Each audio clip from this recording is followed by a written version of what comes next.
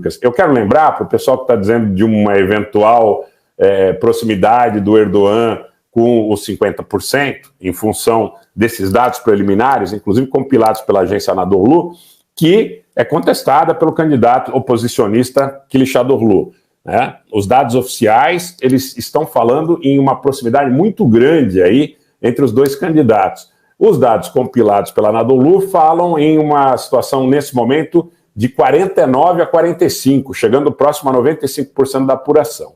O terceiro colocado, Onan, que tem aí aproximadamente 5% dos votos, ele já declarou apoio ao Kılıçdaroğlu no segundo turno.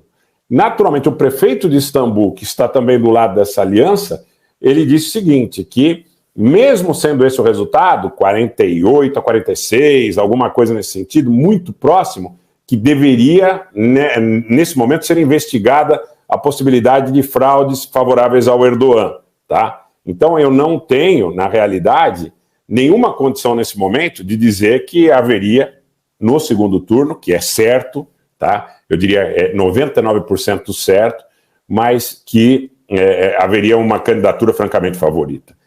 Tenderia, pelo conceito, pela condição atual, a uma vitória do Kılıçdaroğlu, tá? O que é o sentimento, inclusive, dos analistas mais responsáveis na região.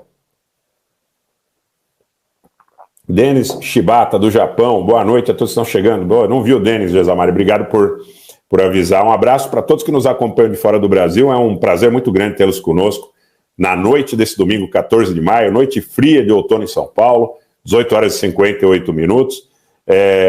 Matheus Silva, Rogério Israel, parece que estão em cessar-fogo. O Egito mediou um cessar-fogo e esse cessar-fogo está vigente, mas não vamos perder o foco dos dois temas principais, o conflito na Ucrânia e a questão da eleição turca, que é, hoje eu diria, talvez, a prioridade de todo analista responsável e bem informado mundo afora. Não dá para fazer análise, no caso da eleição turca, só com análise de fonte aberta. É impossível. Márcio Forte está frio aqui, sim. Não dá para fazer análise de OSINT com a eleição turca. Tem que conhecer pelo menos um pouco da peculiaridade da cultura local, né? Nós temos alguns amigos que são nascidos na Turquia e que acompanham o nosso trabalho, com os quais nós muito interagimos, e essa é uma conclusão de consenso. Nem no Brasil, nem nos Estados Unidos, nem em qualquer lugar da Europa, é possível analisar a dinâmica da eleição turca sem conhecer as peculiaridades do processo. Empate técnico na Turquia, Márcio, empate técnico na Turquia. A oposição fala que esse empate técnico seria decorrente, com uma ligeira vantagem do Erdogan, seria decorrente de fraudes, né? Então, eu quero dizer para vocês o seguinte, tem muita coisa que você consegue fazer análise com o OSINT, né, com análise de fontes abertas, mas um caso como o caso da eleição turca, sem conhecer as peculiaridades culturais, regionais, as características da própria sociedade, olha, eu vou dizer uma coisa que ninguém vai falar para vocês, tá? Sayadin Santos, né, dizer que a Turquia persegue os curdos.